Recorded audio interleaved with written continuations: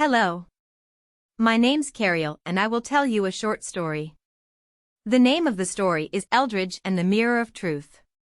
Eldridge was a small gnome. He lived in a magic forest with other gnomes.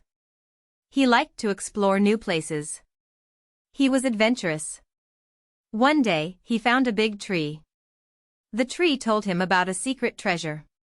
Eldridge wanted to find the treasure. He did not listen to his elders.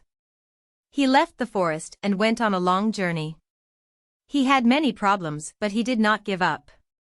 He finally found the treasure. It was a mirror. He looked at the mirror.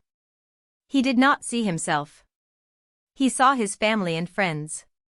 They were sad and scared for him. He understood that the treasure was not the mirror.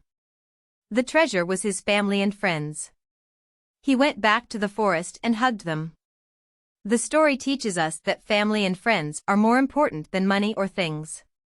I hope you liked it and learned that there's no bigger treasure than the love of your family and friends.